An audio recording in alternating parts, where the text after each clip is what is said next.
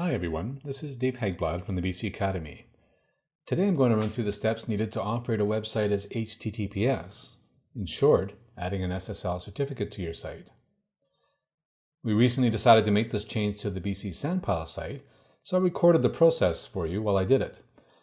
Updating your site or your customer site should be a similar effort. So why would you want to do this? 3 reasons really. So that personal data is encrypted, thus making it unusable for a potential attacker that might intercept it. Various search engines, like Google, are now favoring HTTPS over non-HTTPS sites. And in general, when people see that secure sign or that green lock, it's regarded as a more trustworthy website for visitors. So there are some resources and links here. I'll show you what they look like and how to get to them. And this particular PDF will be available in the resources. So the first one is the Business Catalyst blog. They talk about a new beginning and they talk about the pricing of all this thing, all these new systems and functionality. But in particular, there's these SSL certificates. And it talks about the process to get them and why they're doing it and how to install them. But the ones you want to note are install an SSL certificate on a Business Catalyst site, and then the things you need to consider before switching your traffic over to HTTPS. So they've done a decent job here with the instructions on how to add this SSL certificate. First off, what is it? What is an SSL certificate? Getting started, add it to your domain, what to expect, testing and taking your HTTPS enabled website live, and then a summary here, this conclusion. And again, I'll include these links in the resources. And even this 8 things to check before enabling HTTPS is decent. It's well done. It talks about what you need to look for and why, and how to make the updates that you need. And we'll cover some of that in the video. A little bit about SEO, and if you're using webmaster tools and iframes and those kinds of things. So what steps do you take? Well, enabling HTTPS, it's a pretty straightforward process. They lay it out pretty well there, and I've really just summarized it here. You need to make sure your domain uses Business Catalyst for the DNS. It has to be managed by Business Catalyst, or it's not set up, the SSL is not set up to work in any other way right now. You need to purchase the SSL certificate. You need to add it to the domain, wait for that certificate to be generated, test your website to make sure it works, then you need to enable it, and then finally update any of your webmaster tools and that kind of thing. Now, some other resources you may consider looking at. We have a couple of videos over on BC Academy, custom SSL and secure zones, and custom SSL with e-commerce and paid forms. So if your site's a little more advanced and you're using secure zones or using e-commerce and paid forms, you may want to go over and review those videos on that platform. So to get started, I'm on the BC Sandpile site. From the dashboard, I click on Site Settings, Site Domains, and look at the list of the domains. And it's worth noting here again that these domains, you must have Business Catalyst working on for your DNS. It can't be an external DNS for this to work. Now, unfortunately, I already clicked it, but just before I did, this SSL column for the BC Sandpile domain said add. And when I clicked that, I wound up with this little pop-up, and I thought I could go back. I was preparing for this video, and I thought I could go back and then re-click it. But when I clicked it right away added it and turned it to pending. So all I did was click on it, and right away I got a pop-up, and now this shows pending. So this will take up to 24 hours for this to apply, and when it's done, we'll carry on with the video. All right, I got an email from Adobe indicating that the SSL certificate has been issued and successfully configured on our domain. So let's go have a look. Let's just log into the backend and have a look. So I'm going to go to the dashboard again and site settings, site domains. Now I can see that under SSL it says active instead of pending. So I'm good to go to the next step. And if we look at the documentation from Adobe, testing and taking your HTTPS enabled website live. So really what it says is once the certificate has been added, you should browse your site using HTTPS and look for issues or concerns that you may want to deal with. So let's do that. If I go to the main site here, that's your HTTPS//.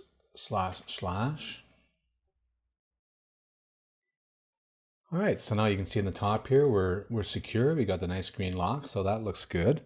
I am also going to open the console here and really just browse around. And I'm going to look for things that may be broken first before I do a deeper dive. So maybe we'll go to the meetings page.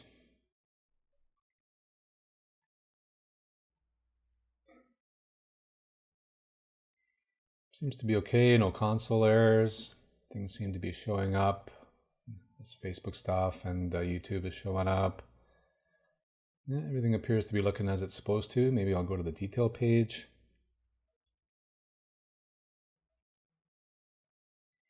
Yeah, things appear to be looking as they're supposed to there. Go to the partner search.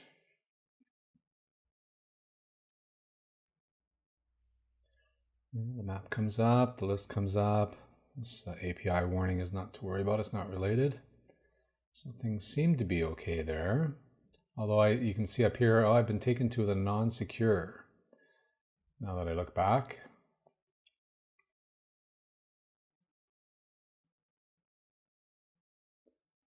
So let me see what happened there. Let me get right back to where I was. Okay, so I went on secure.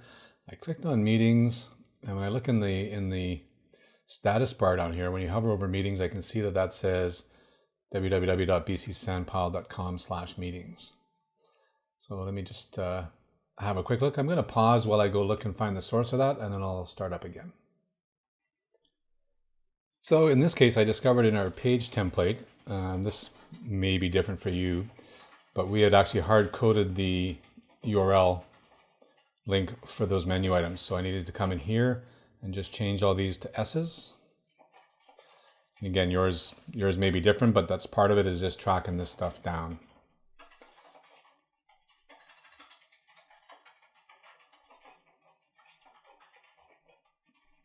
So I'm changing all these to an S.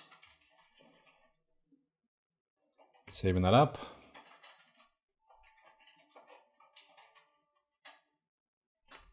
Okay, refresh the screen.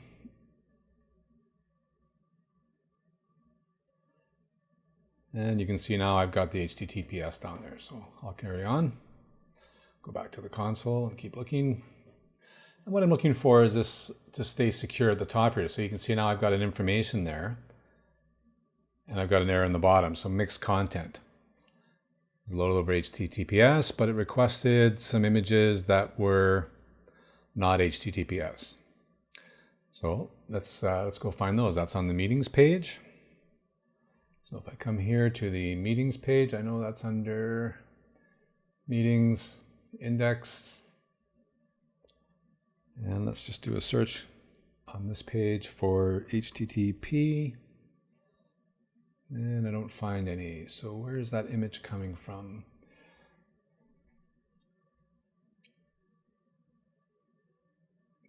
Blog, meetings.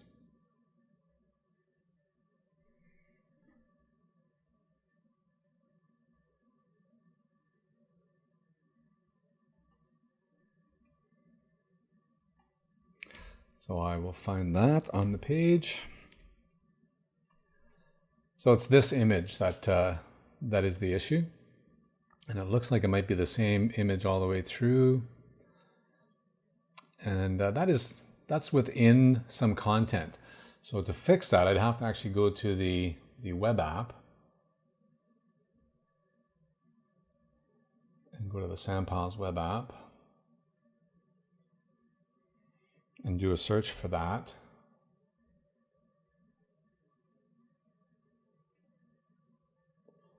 And you can see here, that was hard-coded in here. So one of two things, I can either put an S on the end of that or just take that URL out of the front. update that particular item. Come back here and refresh, and that should be one. I should only have 2 errors now. So the image still shows, but now you see it's requesting it over HTTPS, so we're good. So now let's go, I guess I'll fix these other 2 while we're here. So I'm just going to pause, and I'm going to do the same thing for those other 2 images, then I'll be back. Okay, so I fixed those 3, and the lesson there, I guess, is not to use absolute URLs in your web apps, just use relatives, because there's nothing wrong with that. I did fix it by going in and finding each of those and just updating the URL for the image. You could also have exported all those web app items and done a search and found them that way, fixed them, and then re-imported the web app. That's another way to fix them. So that's meetings. Let's carry on. Get back up to the top here. I'm just going to check a detail page again, make sure I stay secure. That's good. No errors. That's good. Back to meetings, I just want to double check that. Okay, I'm showing up as secure there, so that's a good sign. Go to partner search. All right, that's showing as secure. I do have some issues here, mixed content again. And you can see that I'm requesting a couple of assets on that page. So let me go to partners. There it is.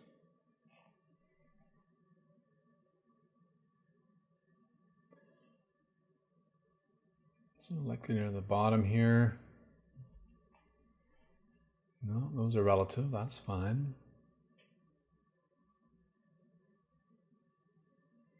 There we go. So in this case, I've hard-coded HTTP there. So there's a couple ways you can fix that. You can either say S directly, or the better approach is to just remove that completely and make it // which allows the browser to use whatever you're viewing the page in. So if I'm already viewing it in HTTPS, it keeps it in that. If I'm viewing it in HTTP, it keeps it as that. But that's kind of like a relative URL if you want to look at it that way. All right, refresh the page, see if that got rid of that error.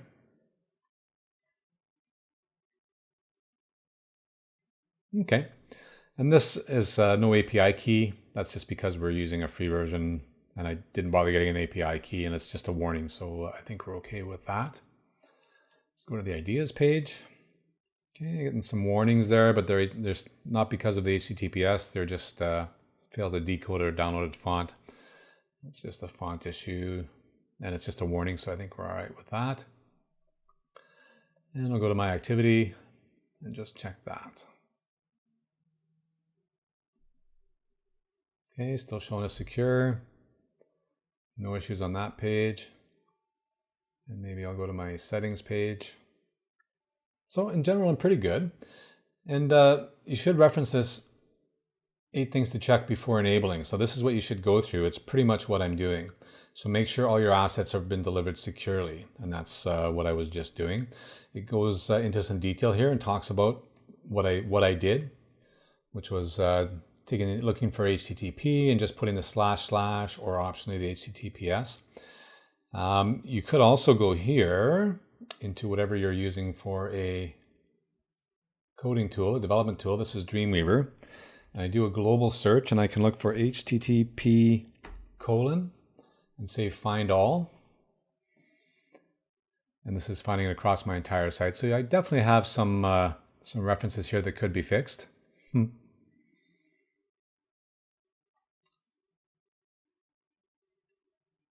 Wow. So there's a bunch there. So I'm going to pause the video while I just go and resolve those. But basically I'm going to go here. This is a join form. There's no reason for this to say action for it to be an absolute URL. I'll just take that off. So I'm just going to go through these links one at a time and resolve these issues. But generally speaking, I'm going to turn absolute references like this into relative references, or I'm going to add an HTTPS if I can't do it the other way, or change it to a // and take the HTTP off altogether. Those are the 3 options there.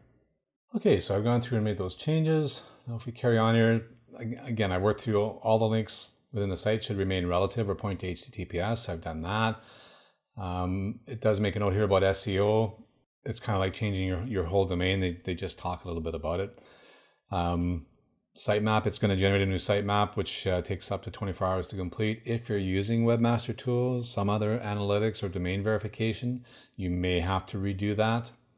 If you're using AJAX requests, you may have to look at that and make sure it's going to your secure domain. Iframes could be an issue. Again, you may have to look and make sure it's referencing the right domain. And this HTTPS in older browsers, some of the older ones, it just doesn't work well.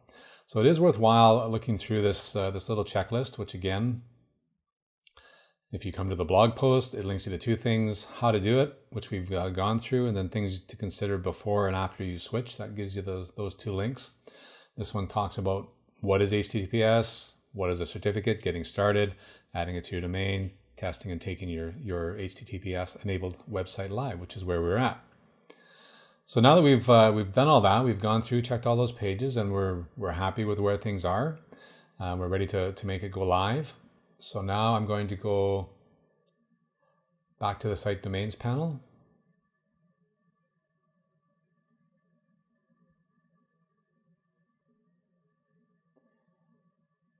And if we follow the instructions, and now click on the edit link.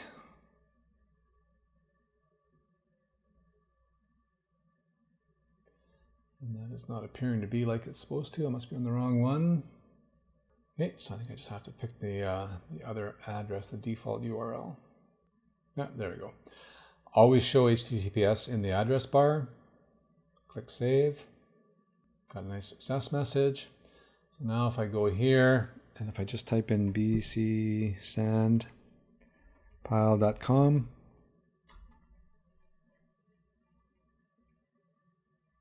you can see it goes in there initially, and it should redirect me, and it did.